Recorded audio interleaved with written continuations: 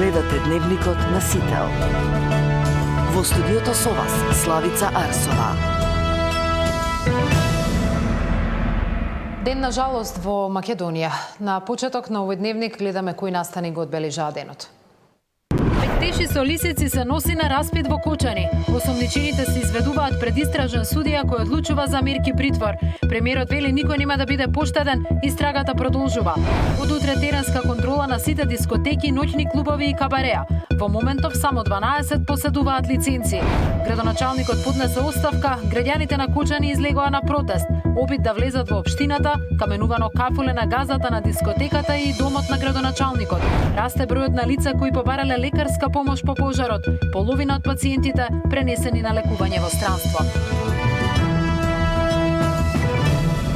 По тема на денот во овој дневник, мој гостин ќе биде министерот за внатрешни работи Панче Тошковски, со кого разговараме за деталите од истрагата околу големата трагедија која се случи во Кочани. Очекувате повеќе детали во разговорот. Почнуваме со дневникот.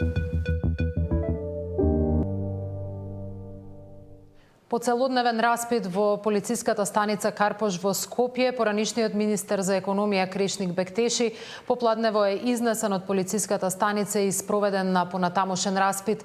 Зоран Јаневски известува со детали. Зоран, знаеме ли каква одлука или како протекол распитот на Бектеши во полициска станица? После 24 часа поминати овде во полициската станица Карпош, поранешниот министер за економија Крешник Бектеши доцна попладнево со лисици на рацете, прекриени со палто и товарен во полициско комбе, беше пренесен во судот во Кочани. Ова е исходот после неговиот распит, откако тој вчера доцна попладне беше донесен овде во полициската станица Карпош, односно беше повикан на информативен разговор. Имаме дел од атмосферата од неговото изнесување од полициска станица и упатување во Кочани, предлагам да го погледнеме. Ево го.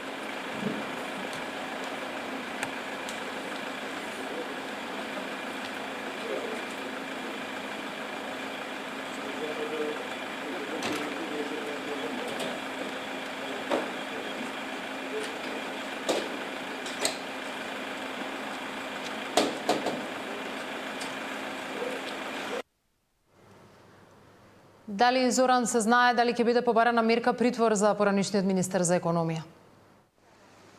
Да, Крешник Бектеши е помеѓу оние лица за кои обвинителството бара притвор.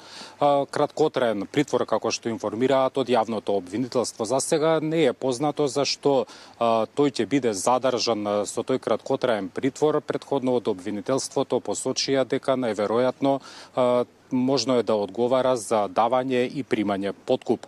Инаку, по 24 часа поминати овде во полициската станица Карпош, Крешник Бектеши имаше единствено посета од неговиот бранител, адвокатот Еленко Миланов. Тој пак тврди дека нема правен основ за да му биде изречена мерката краткотраен притвор. Еве ја неговата изјава.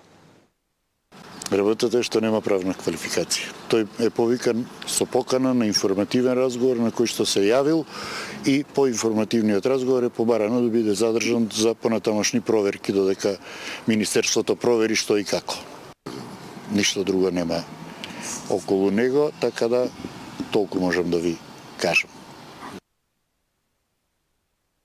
Инаку, како што информираат од јавното обвинителство, овој краткотраен притвор може да биде изречен на 2 пати по 48 часа, односно вкупно 4 дена, за како што велат од обвинителството да може јавниот обвинител да собере доволно податоци за вакви сложени предмети. Цаци? Зоран, ти благодарам. Распитот на осомничените се одвива во јавното обвинителство и во судот во Кочани. Александар Спасовски е таму. Александар, имаме ли информација колку мина се донесени на распит, колку мерки притвор се одредени, кои се квалификациите на делата кои им се ставаат на товар на осомничените?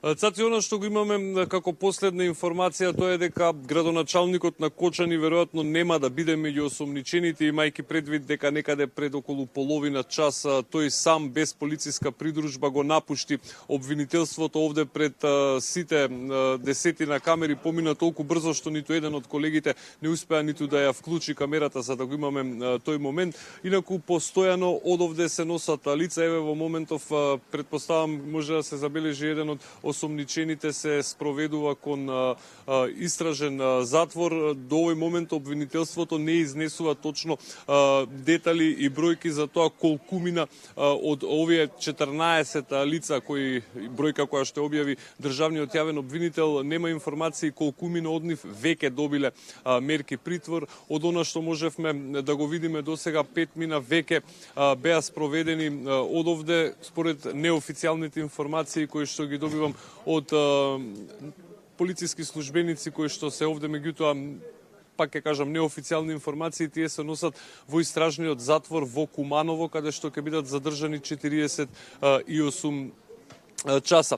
Инаку обвинителството на осомничените им става на товар серија кривични дела, меѓу кои и она тешки дела против безбедноста, како што соопшти обвинителот Коцевски, ќе се истражуваат сите околности и практично ќе се направи обид осомничени, односно ќе се собираат докази за сите можни кривични дела кои што може да се стават на товар во ова ситуација. Како што кажа обвинителот Коцевски, на полицијата е дадено, како ајде така да речеме, еден отворен налог да апси секој кој што мисли дека е поврзан со ова кривично дело. Во моментов, како што може да се забележи, еден од осомничените со полициско возило се спроведува веројатно во истражниот затвор. Овде колегите се поставени и го чекаат, во секој момент го очекуваме пристигнувањето на екс-министерот за економија Крешник Бектеши, кој овде веројатно ќе треба да даде исказ пред судија на претходна постапка. Според она што го соопшти државниот јавен обвинител, значи до овој момент има 14 лица кои што се гонат за различни кривични дела, меѓутоа не се соопштуваат попрецизни информации, бидејќи како што велат истрагата се уште е во тек. Сепак обвинителот Коцевски вели дека истрагата ќе се води брзо, темелно и дека нема да се дозволи никој да побегне од правдата. Имаме дел од пораките на државниот јавен обвинител. Еве им ветувам на граѓаните дека ќе биде истрагата брза, ќе биде истрагата ефикасна и сите кои сториле инкриминирани действија ќе одговараат, со тоа што можам да дадам уште еден апел. Секако ги разбирам граѓаните дека имаат огромна тага и болка, но и гневот што го чувствуваат, бидејќи го чувствуваат сите, па го чувствувам и јас како јавен обвинител, но апелирам до сите дека во ова време во кое мораме смирено да се обединиме и целата своја енергија да ја насочиме кон тоа да се осигураме дека виновниците за ова дело ќе одговараат и никогаш повеќе нема да се соочиме со вакви тешки последици.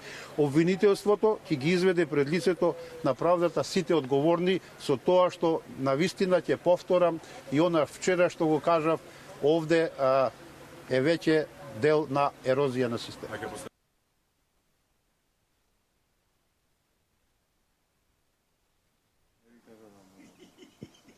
Цаци, не знам дали сме се уште на линија, доколку ме слушате, пред да се одјавам, сакам да споделам информацијата дека додека се приведуваат овде луѓе и се носат на распит па одовде кон истражниот затвор во Шутка, тука во Куманово, тука пред судот во Кочани има собрано прилично голема бројка на роднини, блиски и пријатели.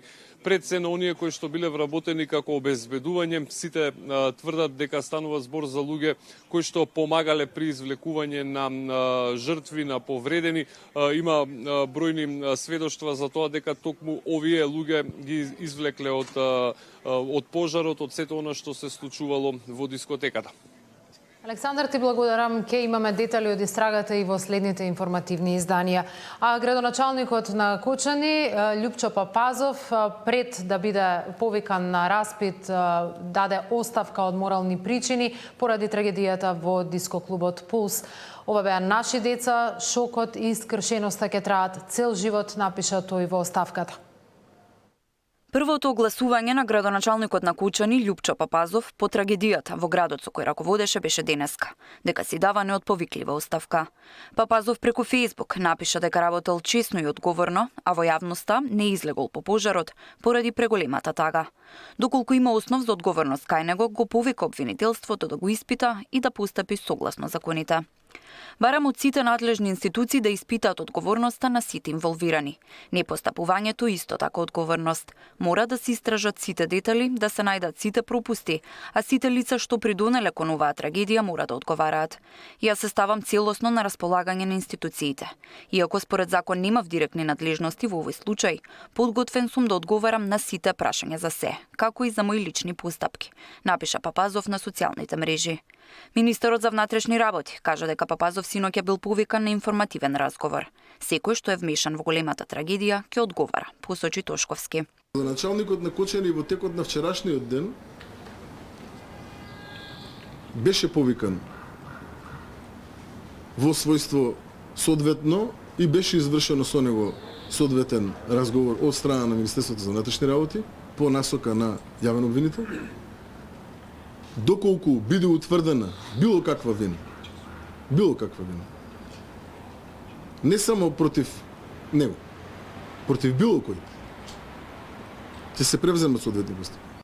Според премиерот Мицкоски, градоначалникот на општина Кочани, Љупчо Папазов, бил доблесен и поднел оставка од функцијата. Градоначалникот без никаква одговорност, ќе повторам, е доблесен и поднесе денеска оставка, бидејќи ништо не зависи во овој случај од него.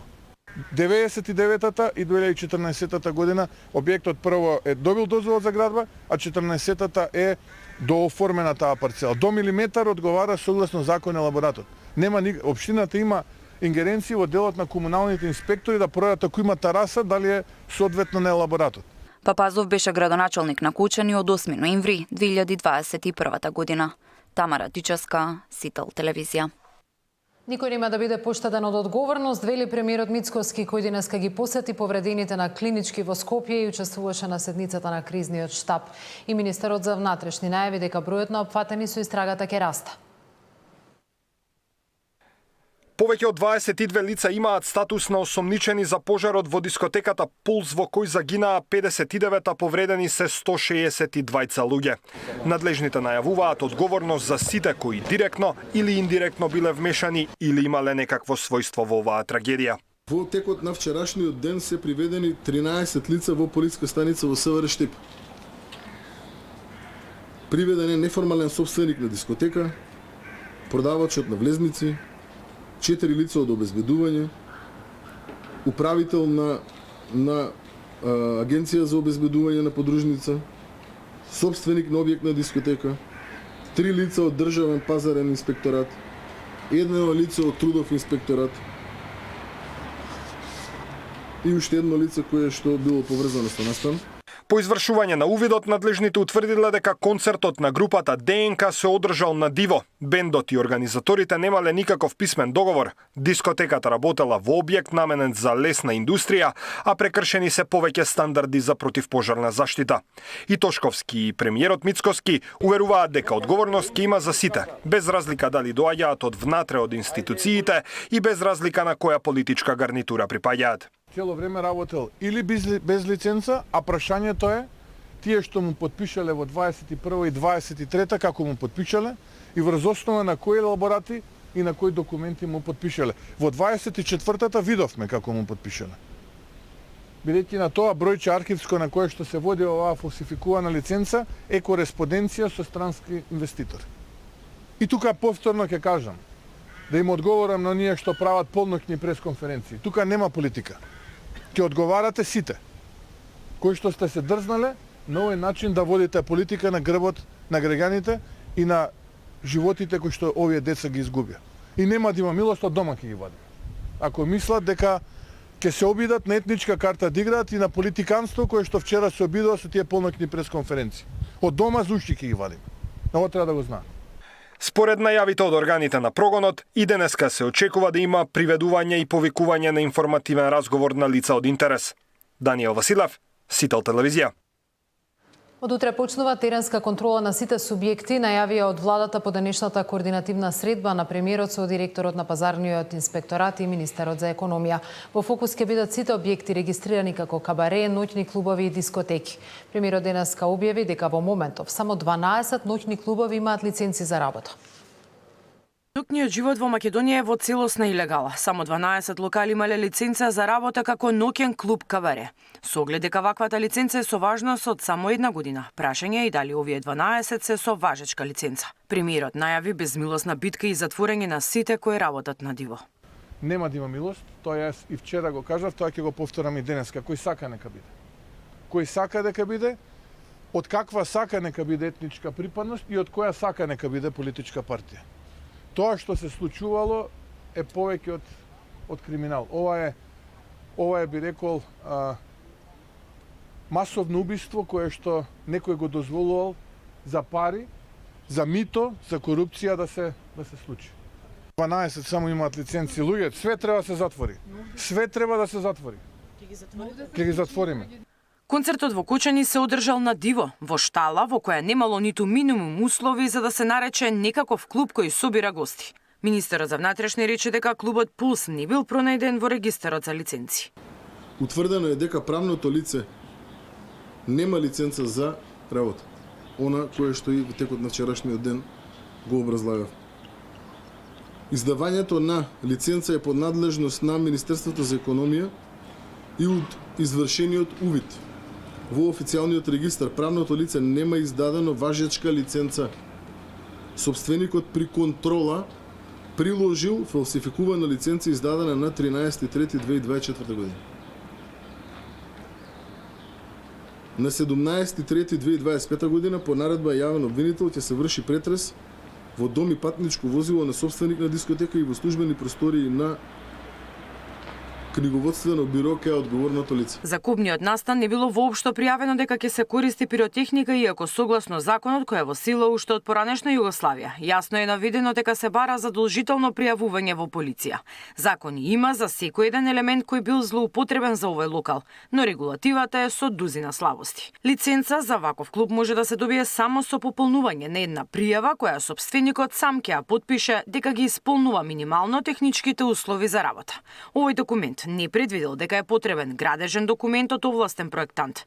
Процедурите за лиценца се дотолку олеснати што во суштина се заобиколуваат сите строги критериуми за безбедност, па така во државата има огромен број на клубови кои се сместени во куќи, згради, подрумски простории на деловни објекти, мини трговски центри, бараки во густо населени места. Со наедноставно штиклирање се потврдува дека објектот е трајна или монтажна градба, дали има приклучок за вода, дали има вентилација, дали објектот има најмалку еден излез за итни ситуации за капацитетот над 100 гости, помошни излези и потврда дека е оддалечен во радиус од најмалку 300 метри воздушна линија од стамбени објекти. На сето ова собственикот става само подпис дека податоците се вистинити. Не се бара ниту приложување на некаков валиден документ како имотен лист, проект, ниту елаборат за противпожарна заштита. Дискотеката Пулс функционирала целосно спротивно, сместена измеѓу објекти во тешко пристапен простор, налик руина со стар и азбестен кров. Миријана Давидовска, Сител телевизија. Во тема на денот разговарам со министерот за внатрешни работи Панче Тошковски. Министра, кои се најновите информации за колку осомничени опфаќа истрагата, колку лица се приведени? Осомничени се досега повеќе од 20 на луѓе. Согласно последните информации кои што ги добив, за најголем дел од нив веќе се извршени разговори со истите. Дел од тие веќе се во притвор. Дел од нив се од, да речеме, луѓето кои што биле во рамки на овој објект како повредени и тие се во рамки на клиниките. и дел од нив исто така во текот на денешниот ден, во текот на утрешниот ден, по насока на јавен обвинител ќе постапуваме и ќе бидат спроведени согласно закон до надлежен судија на претходна постапка за оние за кои што јавното обвинителство ќе оцени дека треба да бидат така процесирани. До сега морам да истакнам дека констатирани се основи на сомнение за сторено кривично дело предизвикување на општа опасност, тоа е 288 од кривичниот законник, како и 292 кривично дело тешки дела против општата сигурност, кои што се дефинирани за ваков тип на размери, значи каде што имаме смртни последици, во ставот 2 од предметниот член, и се предвидени навистина доста ригорозни казни. Од 3 до 20 години, ако не се. Така е. При што од сите оние основи на сомнение кои што ги имаме досега, од она кои што сум информирани од страна на јавното обвинителство, станува збор за една доста обемна документација, обемна истрага која што се спроведува. Се вршат увиди на лице место, се вршат увиди, односно претреси во повеќе простории, се вршат увиди во рамки на Министерство за економија, беа вршени во текот на вчерашниот ден, во рамки на други институции, да не ги именувам поименично сега. Нема да има буквално милост за никого. Секој еден кој што допринел директно или индиректно, посредно или непосредно, во рамки на ова ужасна трагедија, која што и се случи на Македонија, заради која што плаче секој еден македонец, ќе одговара. Нема да е како до сега во случаевите. Гледам дека многу недобронамерници на оваа земја во изминативе неколку дена, наместо да покажат разум, наместо да покажат она кое што би требало еден нормален човек да го покаже во рамки на ваква трагедија, тие пробуваат да дефокусираат, да манипулираат јавноста и така натаму. Со действијата кои што ги превземаме по насока на јавен обвинител.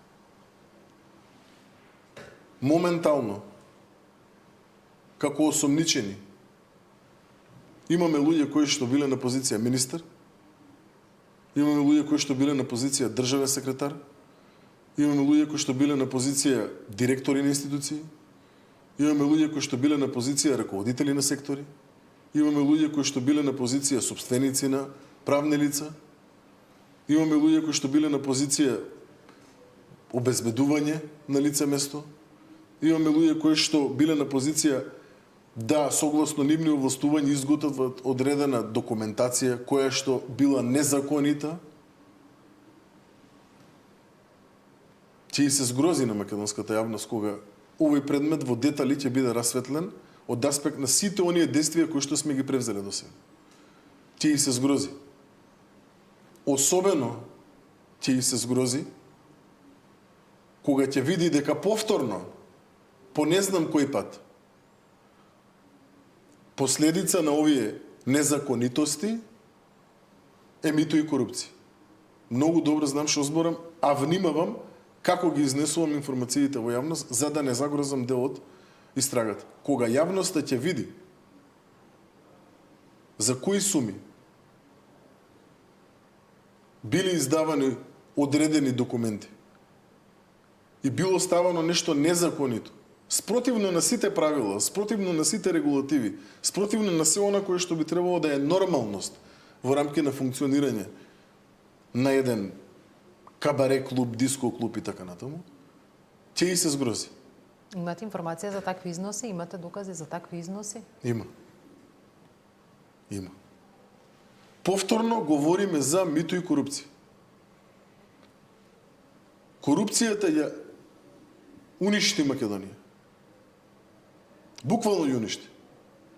На крајот се доведовме на дереджа да изгубиме бројка од 60 млади луѓе.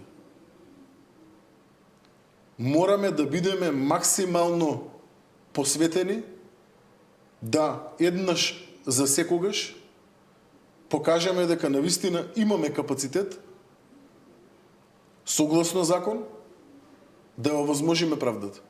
Има ли лица кои се уште се недостапни? Вчера рековте дека 4 или 5 централни потерници се распишани за дел од лицата кои треба да бидат опфатени со истрагата. Дали сега сите се обезбедени или се уште има лица во бегство? Сега за сега, секој еден кој што го имаме како осомничен во рамки на оваа кривична постапка е обезбеден.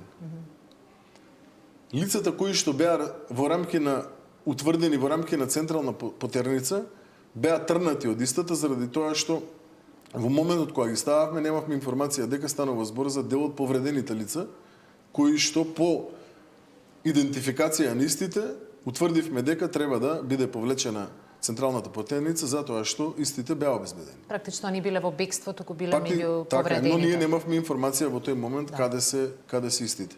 Во рамки на кои вие споминавте еден поранешен министер, добро тоа е веќе познато дека се работи за поранешниот министер за економија Кришник Бектеши, државната секретарка во истото министерство.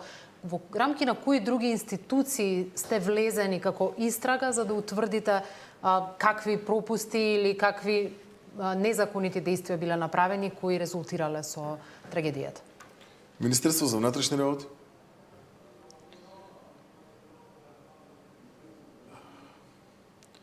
Државниот пазарен инспекторат, Државниот инспекторат за труд, Дирекција за заштита и спасување, правни лица кои што исто така имале овластување да потпишат одредени документи и при тоа незаконски ги изработиле тие документи. Например, еве ќе кажам, во еден од тие документи кои што биле потпишани, оној кој што го потпишал тврдел дека објектот ги исполнувал сите потребни услови согласно закон кои што предвидуваат одреден број на влезови, излези, градежна конструкција и така натаму и така натаму. Сега да не откриваме се. Да, сите видовме дека не Што сите исполнувал видовме никакви дека не е услови. така. Што сите видовме дека не е така. Видите, повторно се враќаме на крајот на денот на непрофесионално, неморално, нечесно, коруптивно поведение кое што е вмрежано како во државните институции, така и во приватните институции во Македонија. И на крајот, еве на кое дереđe не донесе. Повторно истиот проблем. Повторно истиот проблем. Истиот проблем беше кога говоревме за предметот со адитивите, се сеќавате таму кои се незаконитости ги имаа превземено. Видовме корупција огромна во предметот каде што судии од највисокиот суд рекетираа. Видовме корупција огромна во предметите кои што беа поврзани со апсење на царинаниците. Добро, и со мазутот мислам дека беше еден во страшен предметот случај. со мазутот, видовме корупција во предметот со кодна акција Шипка, мислам дека беше во Западна Македонија. Корупцијата ни го изеде општеството. Ни го изеде општеството. Го споменавте и МВР меѓу институциите Така во е. кои се вршат проверки. Кои се сомневањата за какви структури во рамки на самото министерство и што тие погрешиле? Погрешиле во делот, имаме основи на сомнение дека постојат одредени незаконитости во постапувањето при издавањето на соодветни документи кои што Министерството за внатрешни работи согласно закон ги издава. Како и во делот на действија кои што се превземани при целокупниот овој период временски наназад. За секој еден кој што ќе биде констатирано дека директно или индиректно има било какво влијание на незаконитост, а при тоа таа незаконитост не довела до овој грозоморен настан, ќе има одговорност. Има ли до сега од она што е прибрано како докази и искази основа сепак да се приспити работењето на одредени актуелни функционери на пониско или на повисоко ниво кои можеле да имаат, можеби во рамки на своите постапувања, информации дека дозволата е нелегална, дека има пиротехника во еден таков простор и така натаму, зборувам и во рамки на Министерството за внатрешни работи и во рамки на инспекторатите кои што имаат надлежности во овој дел. Видите, логично е прашањето многу. Досега работиме за утврдување на факти кои што се директно поврзани со овој кривично правен настан од аспект на действија на извршување кои што се превземени или не се превземени на конкретните лиценци, дозволи, мислења, легализации и така натаму. Овие действија се превземани во минатото, не се превземани денес. И нормално е во оваа постапка да бидат насочени основите на сомнение против лицата кои што сториле или не сториле одредено действие за кое што го сториле незаконито или не сториле нешто што требало да го сторат согласно закон. Сите овие действија кои што ги говорам се превземани годиниве наназад. И затоа овие лица кои што моментално ги имаме осомничено приведено се во притвор или против кои што постапуваме, се дел од лицата кои што превземале действие во изминатиот период. За сите оние кои што ќе утврдиме дека од денешен аспект не превзеле соодветно действие, ве уверувам дека соодветно ќе постапиме за тие. Но сега постапувајќи по документацијата која што се разгледува, врз основа на која што били издавани сите дозволи, мислења и така натаму, постапуваме во насока на обезбедување, спроведување и целокупно финализирање со доказите во однос на оние лица кои што имаат, за кои што постојат основи за сомнение дека имаат вина. Секако во координација и насока од страна на јавниот обвинител. Денеска беше сослушан и градоначалникот на Кочани, кој денеска и си поднесе оставка, го напушти судот слободен. Предпоставката е дека тој не е опфатен со истрагата до овој момент, доколку е поинаку ќе ве молам да ми кажете. Она што видовме е еден голем револт на улиците насочен кон него, веројатно поради обвинувањата за несторување, затоа што некој кој што живее во таа локална средина се предпоставува дека би требало да знае единственото, предпоставувам, диско или кабаре, во какви услови функционира во тој град. Да, точно е. Во текот на денешниот ден имавме разговор и со градоначалникот кој што е во оставка. И да, точно е дека се превземаат действија од аспект на целосно утврдување на фактичката состојба која што е поврзана со предметниот кривично правен настан. Го разбирам гневот на секој еден македонец. Го разбирам очајот, разочараноста и сето онаа болка на секој еден македонски граѓанин кој што има и јас имам. Јас имам. Но мораме да сме разумни, мораме да работиме согласно закон, мораме да превземаме действија кои што ќе не доведат до правда. Преку неправда никогаш не можете да стигнете до правда. Никогаш. Мораме да сме разумни. Мораме да повикаме сите на разум. Мора верските лидери да повикаат на разум. Мора политичарите да повикаат на разум. Барем оние кои што си ја сакаат Македонија и се нормални како луѓе. Не зборам за оние политички лишинари кои што ги гледаме денови. Секој еден кој што е разумен, секој еден кој што е нормален, секој еден кој што си ја сака својата држава и си го сака својот народ, мора да повика на разум. Мора да дозволиме Министерството за внатрешни работи, заедно со сите други институции кои што имаат надлежност за истражување, особено јавното обвинителство, да си ги сработат сите оние работи кои што треба да ги сработат. Пак ќе повторам. Брат да ми е, било каква врска да има со, ќе одговара. брат да ми е. Јавноста ќе има прилика да види во наредните денови и во време трајањето на оваа истрага дека има разлика помеѓу постапувањето на овие од претходно и сегашното постапување во делот на водењето на овие процеси. Нема да е крив пајакот. Нема да е крив пајакот. Нема да е крив кабелот.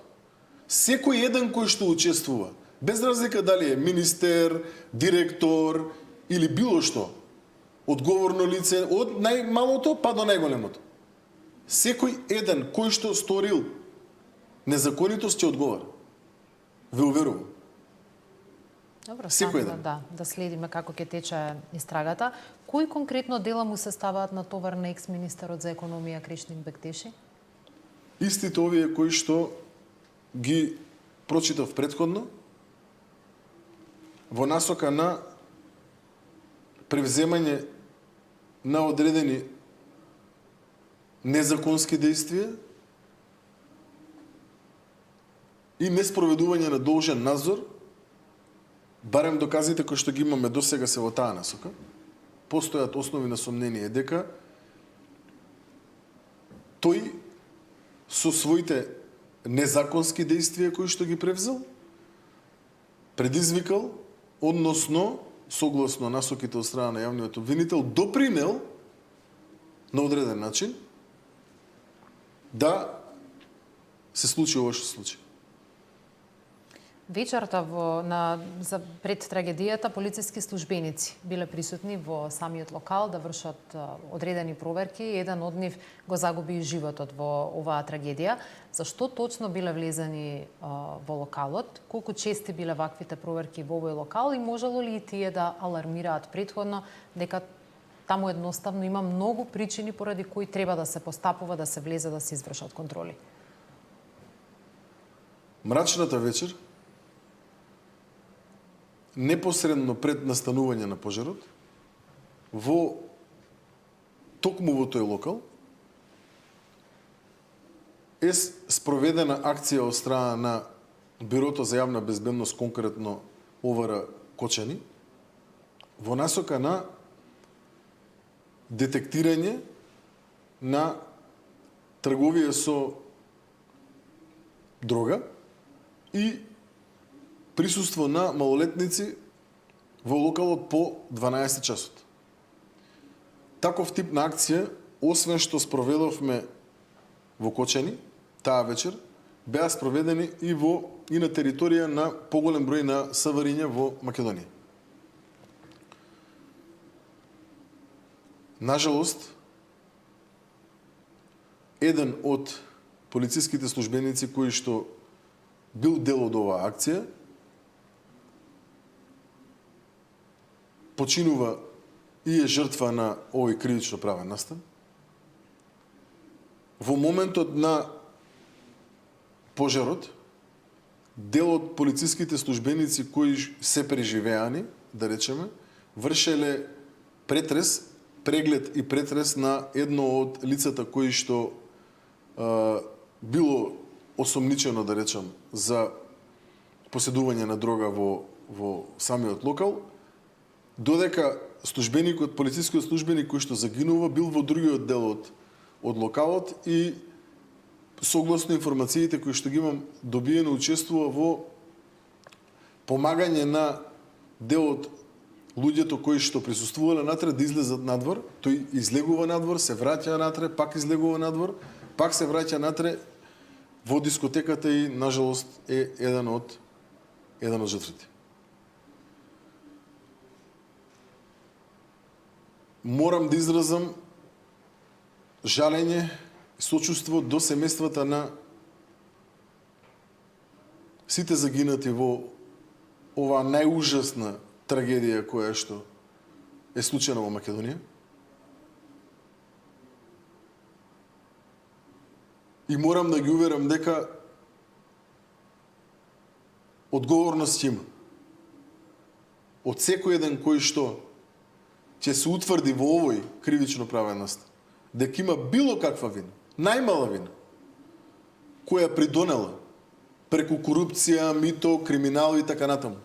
Да настане ова кое што настане, ќе одговара и ќе го трпи срамот од македонската јавност. Добро. За никогаш да не се повтори вакво нешто.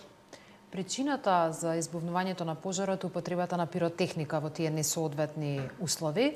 Имало ли пријава до полицијата за употреба на пиротехника? Дали претходно никогаш во овој локал имало употреба, поради која имало пријава или некаква интервенција на полицијата и кој е одговорен, каде алоциравте одговорноста за употребата на пиротехнички средства во рамките на Нажалост локал? немало пријава до Министерството за внатрешни работи дека ќе бидат користени било какви пиротехнички средства за време на концертот.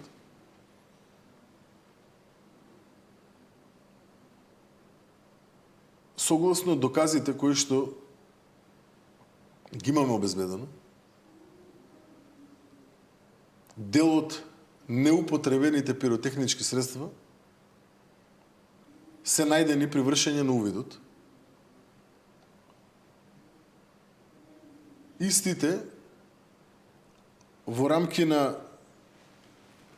доказите кои што се обезбедени е утврдено дека за да бидат употребени потребно е најмалку висина во локалот да има 8 метра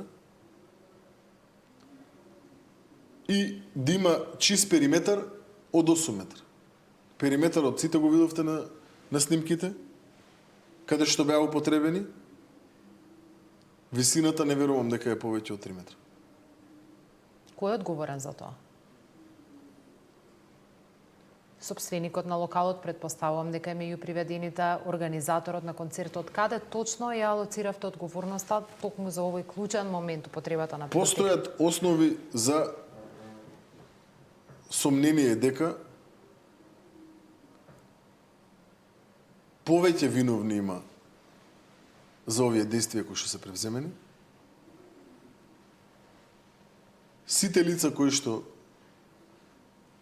досега доказите не водат во насока дека имаат било каква вина, се обезбедени. Сите лица. Рековте дека законот со кој што се регулира ова прашање за употреба на пиротехника е од 70-тите години. Ке се променили и на кој начин? Видете, повторно тука се јавува ова лудило на неработење и непрофесионалност. 2013 година е директивата од страна на ЕУ која што утврдува потреба од носење на нов закон. 2013.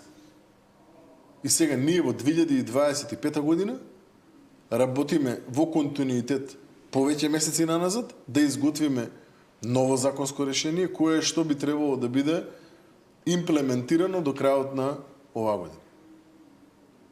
Повторно гледаме нефункционален систем, дури и во носење на конкретно законско решение. Повторно. Една од најтрагичните елементи на оваа трагедија е бројот и на малолетни лица кои биле присутни во самиот локал. Колку се доволни контролите кои до сега ги спроведувате, затоа што многумина велат дека е навистина честа појава после полноќ да се затекнат малолетни лица во ваков тип на ноќни клубови, а пред полноќ да им се точи алкохол и да безмалку да нема контрола врз тоа што се случува со нашите најмлади, со децата во оваа земја. Максимално мора да се засилат сите контроли. Максимално мора да се засилат контролите не само од Министерството во делот на констатирање на оваа фактичка состојба, туку од страна на сите инспекторати кои што имаат надлежност конкретна во делот на утврдување на одредени законитости и незаконитости. Токму поради тоа, владата даде насоки како што даде, токму поради тоа денес имавме координација во владата, се утврдија точни действија кои што ќе треба да се превземат од страна на сите надлежни институции во делот на воспоставување, односно вршење на надзор во изминатиот период кој што следи, ќе бидат извршени максимални проверки на сите оние кои што се стекнале со одредени повластувања, дозволи и така натаму, а при тоа не биле контролирани или пак биле контролирани, меѓутоа им било прегледувано низ прсти во изминатиот период, се со цел да воспоставиме нормално имплементирање на законите во Македонија. Ако е утврдено дека треба да има 2 влеза, треба да има 2 влеза. Ако е утврдено дека треба да има 2 излеза, треба да има 2 излеза, а не да бидат заклучени со катанци. Мора да ги почитуваме законите, мора да ги почитуваме правилата. Еднаш за секогаш мора да сватиме сите во Македонија дека едноставно законот мора да важи, мора да се почитува. Ако пишува 30, треба да возиш 30. Ако пишува дека треба да има 2 влеза, треба да има 2 влеза. Ако пишува во законот дека треба да има, не знам, висина минимум 3,50, треба да има 3,50. Ама не дали било 2,80 или 3,90. Мора да ги почитуваме законите. Ние немаме култура на почитување на законите. Тоа е еден од најголемите проблеми. Освен што имаме ниво на корупција и незаконитост, едно од најголемите во Европа. Мораме да покажеме одлучност во борбата против корупцијата и криминалот. Мораме во наредниот период. Народот ќе види дека има разлика. Со одлучна и јасна борба, која што мислам дека ја покажавме и во изминативе 8-9 месеци, народот ќе види дека има разлика од претходно. Мораме, немаме друг избор. Ќе се изгубиме државата иначе. Толку е уништена државата, верувајте ми, каде и да копнете, кој да предмет го отворите, кој да општествен проблем пробате да го регулирате, се е труло. Верувајте ми, во рамки на мојата надлежност, барем што ја имам до сега, секој еден општествен проблем кој што сум го отворил, се е труло. Се е труло. Па во овој предмет, колку што можам да видам, ќе имаме најмалку над 20 осомничени. Согласно до сегашните докази кои што ги имам. Од различни сфери во рамки на институциите.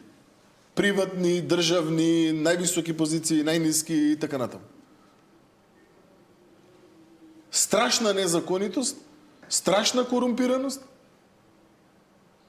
и страшно непочитување на се она кое што би требало да е правилна игра.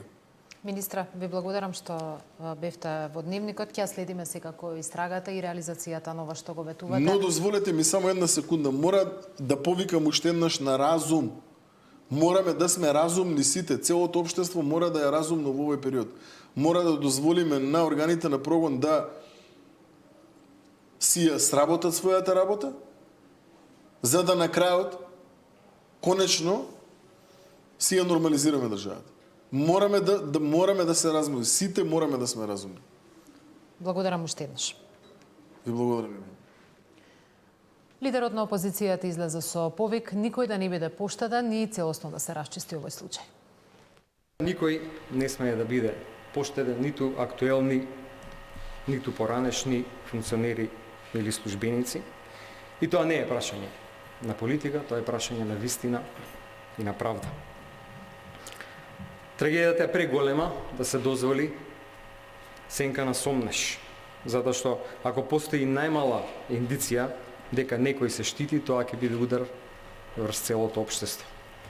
И затоа апелирам до истражните органи, обвинителството, редовно да се известува секој ден, ако е потребно 2 пати во денот, што точно се прави за да се спречат шпекулации. Во Кочани со барање за одговорност, граѓаните, претежно млади, се обидува да влезат во општината, ја каменуваа зградата, го искршија кафулето на собственикот на ноќниот клуб. Мартин Арсов ги следеше протестите. Мартин, кои се последните детали?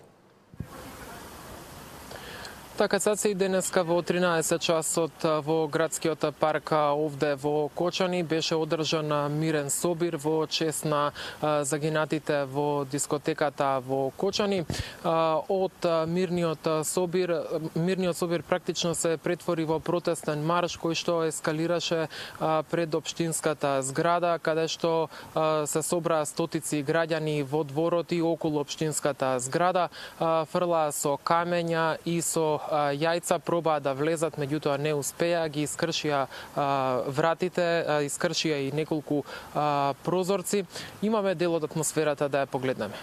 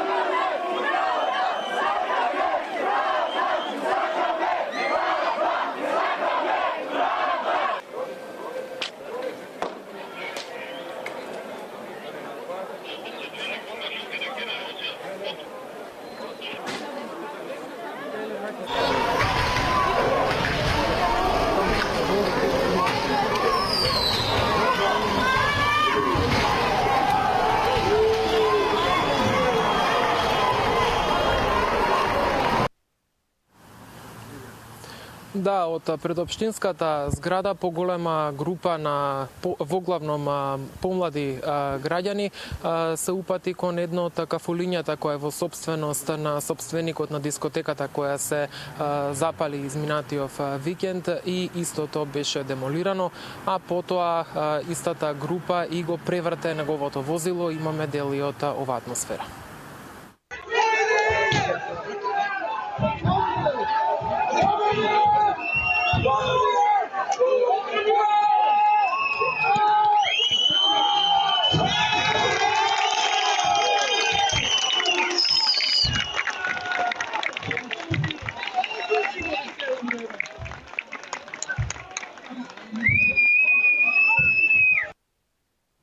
Мартин, што очекуваат граѓаните, што велат тие, зошто учествуваат на овие протести, кои се нивните пораки до надлежните? Да, како што веќе кажав, целиот овој настан денеска започна со еден мирен собир овде во градскиот парк во Кочани, каде што беа собрани навистина голем број на граѓани. Буквално во редица се чекаше за да се потпишат во книгата. На жалост се палеа свеќи, се положуваше и свежо цвеќе. Имаше присутно голем број на граѓани, како помлади, така и повозрасни, но сите едногласни дека корупцијата убива. Ева ја анкетата. Се грижам за безбедноста на моите близначки. Јас имам 2 дечиња, а не знам, че се тресам цела. Ово мора да се запре. Ве молам, корупцијата, имаме луѓе секаде, ве молам да престане. Оти онака ништо друго не останува освен да избегнеме од држава сите. Првото нешто што се разбуди вчера беше во кое општество живееме ние. Ова е срам, ова е трагедија.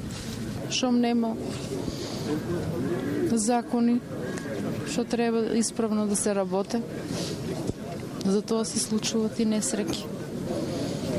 Вие, господи, каква порака испраќате држејќи го овој транспорт? Да нема веќе вакви жртви, нема што да се каже, ово не е преболно. Тешко на родителите и нема друго што да кажа. Да нема више никој мајка да плаче за дете. Да оздрават, што се нека. Тоа друг пат да не се случува. Тоа, не знам што, тоа е секој го испрати. Каква порака испраќате, господи, овде? Да оздрават си. Тоа друг пат да не се случуваат такви трагедии. Мартин, ти во моментов си пред судот, каде попладнево се очекуваше да пристигне поранишниот министар за економија Кришник Бектеши. Во нашето претходно вклучување со колегата Александар, тој се уште не беше донесен во судот. Каква е ситуацијата во моментов? Да, пред неколку минути овде во основниот суд во Кочани беа донесени поранешниот министер за економија Кришник Бектеши, поранешниот директор на пазарниот инспекторат Горан Трајковски и уште едно лице. Сите тројца со лисици на рацете беа спроведени со полициски службеници. Тие треба да дадат исказ и по предлог на обвинителството треба да им биде определен на краткотраен притвор. Имаме дел и од ова парче.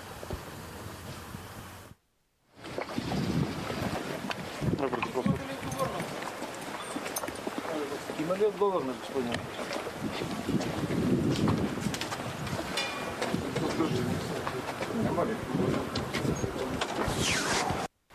За си ми така. Ништо, тоа. Ќе го фатате улете. Од тука ќе го носат, ние тука ќе го качаме. Ајде. Иди го носат.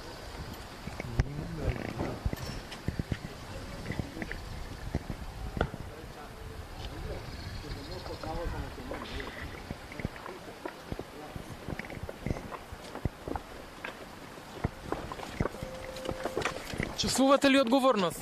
Поленка. Со што ќе се браните? Чувствувате ли одговорност?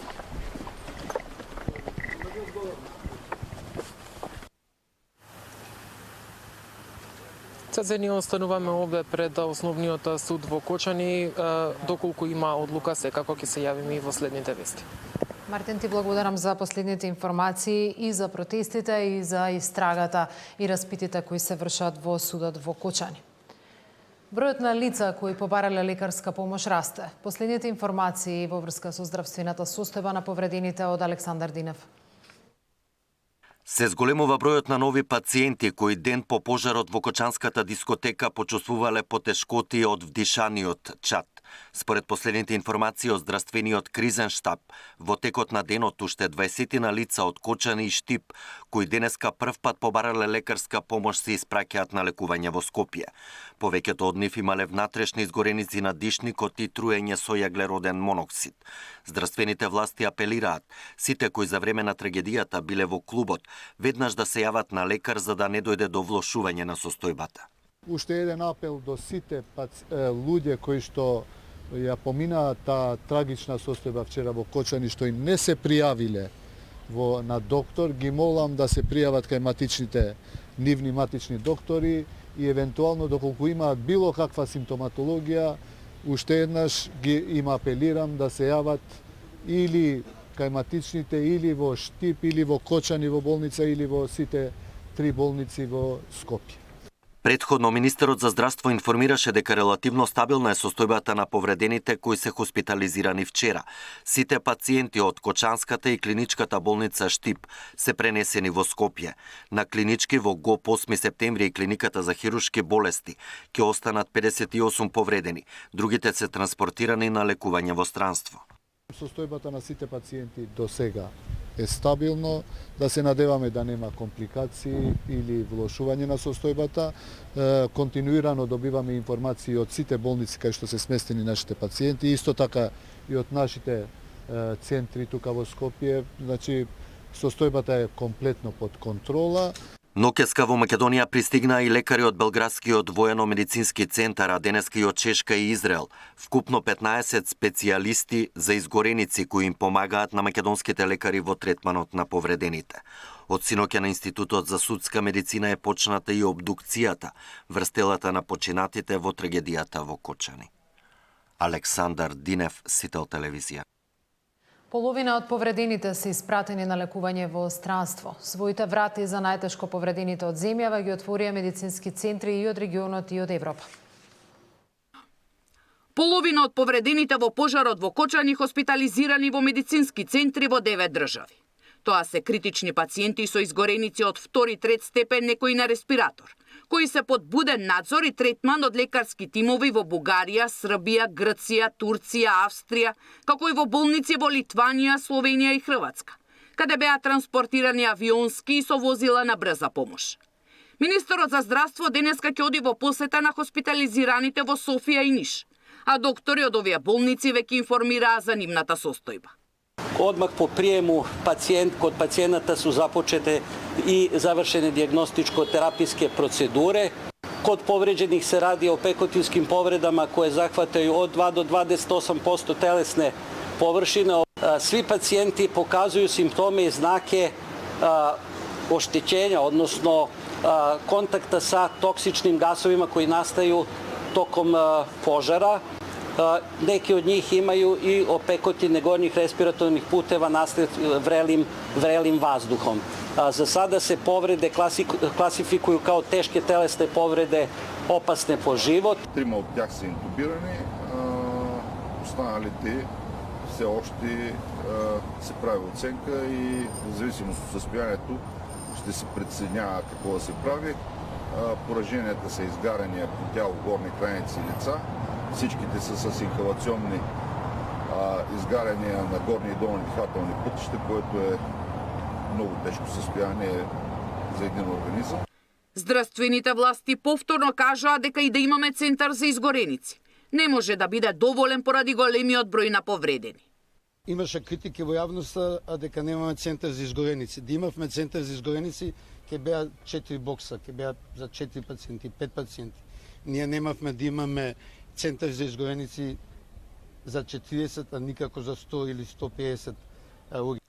Министерот за надворешни работи Тимчо Моцунски информира дека на седница на влада ќе предложи од страна на службата за општи и заеднички работи да бидат подмирени трошоците за пат и престој во странство за членови на семејствата на повредените пациенти. Исто така и групата превод кога е најпотребен се понудија за бесплатен, брз и професионален превод на медицинска документација, како и пораки за комуникација со болниците во странство за семејствата на повредените. Сања Димитровска, Сител телевизија. Владата донесе одлука да ги покрие трошоците на сите семејства чии блиски се лекуваат во странство и за превоз и за престој. Во моменти како овие, општеството мора да делува како едно. Затоа како влада донесовме јасна одлука. Ќе соработуваме со Црвениот крст на Скопје за официјалната сметка за донации. Оваа одлука е донесена од неколку причини. Прво, да имаме унифицирана поддршка. Имајќи единствена официјална сметка за донации, ги елиминира сите дилеми за тоа каде и како да донираме. Ова осигурува дека секој придонес оди таму каде што е најпотребно. Понатаму, спречување на злоупотреба и конфузија. За жал, во тешки времиња, дезинформациите може да се шират и сакаме да спречиме каква била несигурност околу каналите за донации и на крај се разбира доверба и транспарентност. Црвениот крст, за жал, веќе има досие за управување со ваква помош. Во вакви времиња имаме две цели.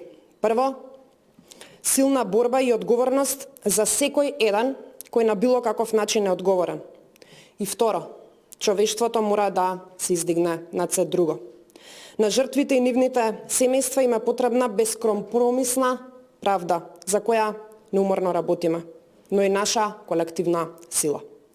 Покрај напорите за хуманитарната помош, сакам да ја информирам јавноста дека на утрешната владина седница ќе официјализираме и владина одлука за организирање и обезбедување на превоз и сместување на семејствата на повредените, кои во моментов се хоспитализирани во други земји. Во овие моменти семејствата не треба да се грижат за логистиката или финансиските оптоварувања, кога им се најпотребни на нивните најблиски. Затоа владата ќе превземе одговорноста за покривање на трошоците за транспорт и сместување, обезбедувајќи семејствата да бидат покрај своите најблиски. За да го олесниме овој процес, позади мене може да го забележите и бројот за контакт каде ги повикуваме членовите на семејствата да ги контактираат за сите потребни детали и се разбира подобра координација. Ги повикуваме сите семејства да искористат оваа линија за да можеме ефикасно како влада да ја организираме поддршката што им е најпотребна. Почитувани, ова е време за солидарност, но и за акција. Владата останува посветена да стои покрај секое засегнато семејство, давајќи не само зборови за поддршка, туку и вистинска опиплива помош во најтешко. Тоа беше се во ова информативно издание. Следното е во 21 часот. Останете и до тогаш со Сител.